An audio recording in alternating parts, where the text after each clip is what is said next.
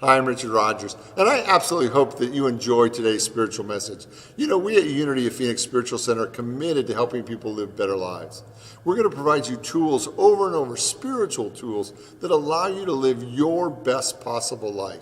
And if you want to leave a donation to continue to allow the work that we do to support other people just like you, we say thank you. Thank you for your generosity, because this ministry is committed to making the world a better place. So what's your favorite Christmas tradition? Are you eating? Yeah, God bless you. So how many of you are a tree people, the Christmas trees? How many of you are a no tree group? Any no treers, a couple no treers? How many of you are real trees? And how many of you are artificial treers? Ooh, artificial trees are winning. Okay, I got another one. How many of you are present on Christmas Eve, or does everything have to wait till Christmas morning? How many is a present on Christmas Eve? One? How many on Christmas Day? There's rules, only Christmas Day. See? Wow, that's great. So, one of my favorite Christmas traditions, of course, was Christmas Eve candlelighting service. And my entire professional life, I've been working on Christmas Eve. And it got to the point where there were like 3 or 4 Christmas Eve services, and I would be done with work, because it is a bit of work. I would be done at work for the last one. The last service was at 11 o'clock, so I would be done, and usually close to exhausted, at midnight. And the way that it worked when the kids were little, by the 11 o'clock service, they would both be fast asleep on the front row, right? Until the service was over, and then, of course, they would be hungry. Now, at Christmas morning at 12 midnight, I want you to guess how many places are open for a meal. Maybe Denny's. But our favorite was just down the street. I'm going to give them a plug. Roberto's. Have you ever been to Roberto's? 7th Street and Bell. It is one of my favorite Mexican restaurants, 7th Street and Bell.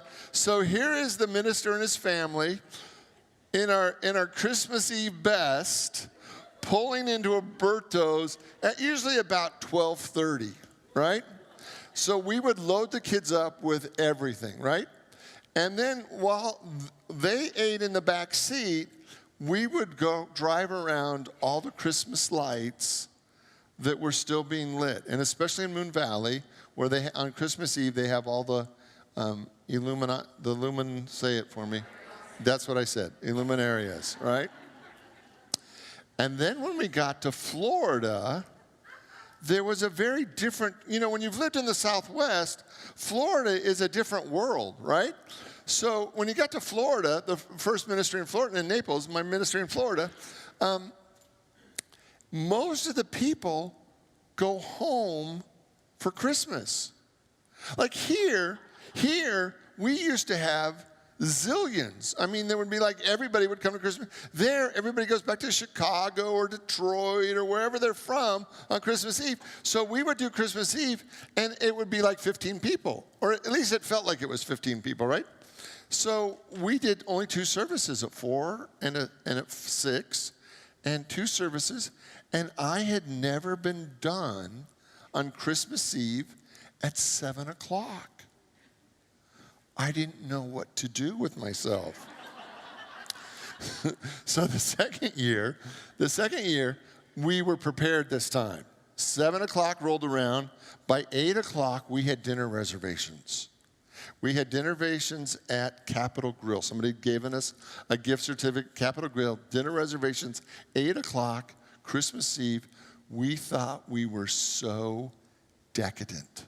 We had Mom there that Christmas. Mom went with us to the Capitol Grill, and they set us at our table, and guess who's at the next table? Judge Judy.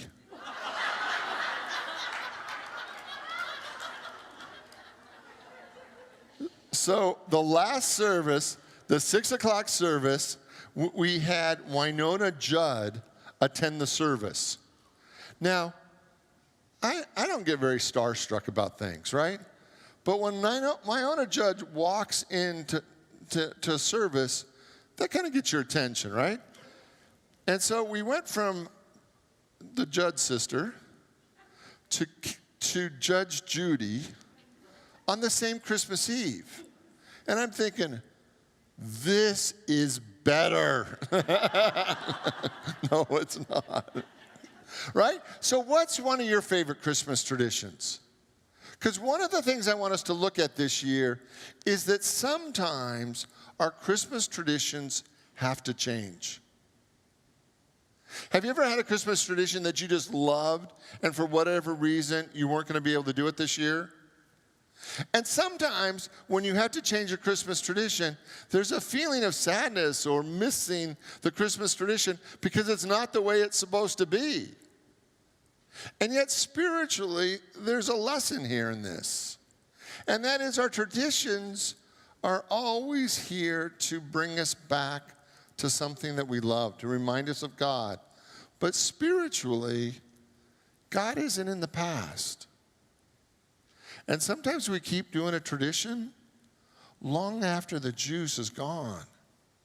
But we keep doing it over and over again, hoping it will be the way that it used to be. And it's never going to be that way again. So this holiday season, I'm going to invite you to look at two things. What is the Christmas tradition that is important to you, that you want to hang on to, that you want to bring into this year? And what is the Christmas tradition that you're willing to let go of? Because I guarantee there's probably at least one that has served its purpose. Does everybody have at least one Christmas tradition that you know it's just tired and time to let go of?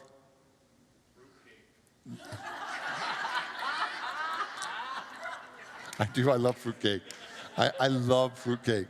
And if it's at least a year old, I love it even more. I love fruitcake. All right? So tonight, we're going to challenge you to celebrate the Christmas in a new and exciting way and to be willing to let go of the traditions that no longer work for you. Okay, so Christmas, the way that we celebrate it is constantly changing. True? But the meaning in the midst of it is always the same.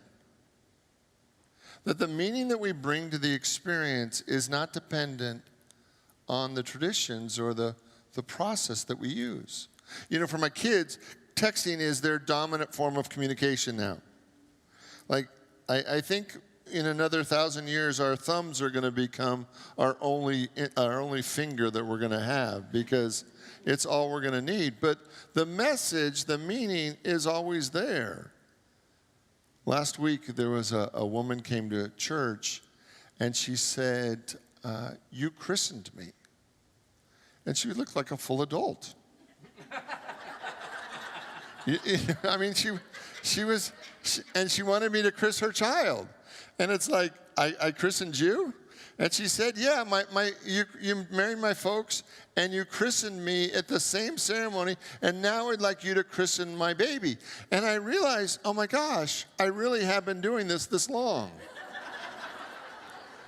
You know, and there's something incredible about, see, for me, the meaning of Christmas is the connections. It's always been the connection. And so for me, that's why I love ministry, and that's why I love being in ministry in the same place for a long time, is because I get to be a part of people's lives over a long haul, not a short trip, because life really is a long haul. And the idea that I could actually christen her baby as I christened her and married her parents, to me is fabulous because it's always about connection. That the holidays for most of us are always about connection. So the question, because you know I always like to have a question in here, is, are you feeling connected enough in your life? And especially during the holidays. Because maybe you're loving being on Facebook, you know? Maybe you're loving texting back and forth. But some of the time, it doesn't actually feel like maybe it's quite enough. So do you have the connections you want in your life so that you feel fully loved? Because that, for me, is the most important thing. Whether you get it through a text or Facebook or social media or the neighbor next door, I want you to feel fully loved this holiday season. That over and over and over again, that you know how precious you are, how loved you are, how important you are. That we create connections. I believe our soul needs connections. And especially at the holidays, that there are so many people that love you and that are right here. And that our soul needs to connect. Are you willing? Come on. So when you think of home, what do you think of? See, what? Right here, absolutely. When I was growing up, we had a little house in Orange County, California, right? And there were two parties that my folks would throw every year, 4th of July and Christmas Eve. And Christmas Eve, that little house was stacked with people. I mean, literally, we would have 150, 200 people in this house that it seems so, have you ever come back to your childhood home? It seems so big when you were a kid. And as an adult, it's like, how did we all do this, right? And they would have so many people in this house, and there would be a moment where mom and dad would say, time to go to bed. And all the adults just didn't stop, right? They would just keep having fun. And there was a moment when we had to go to bed, and we could hear them at the other end of the house, but we had to go to bed. And when we would go to bed, our room was on the front of the house, so we would see the Christmas lights. And I remember every Christmas Eve going to bed, looking at the Christmas lights outside as they twinkled through the window. And I remember how great it was that every Christmas Eve I went to sleep looking at the lights through the window. You know, and I have lived in many homes since then, many homes. Some, we didn't really have the Christmas lights the way they were in that, but in that little house in Garden Grove, California, I will always remember the twinkle lights coming through the window. And the key is, I think, for all of us, as a spiritual being, as a spiritual lesson, is learning that over and over again, we have our earthly home, but we also have our spiritual home, that we have our connection to God. And our soul is that connection point, is that place where we experience more and more of God right where we are. That the outer things change and time moves and we don't live in the same places that we used to live. But over and over again, we're reminded that our connection is with God.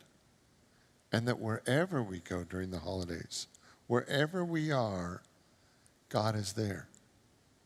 And that specialness is really within us.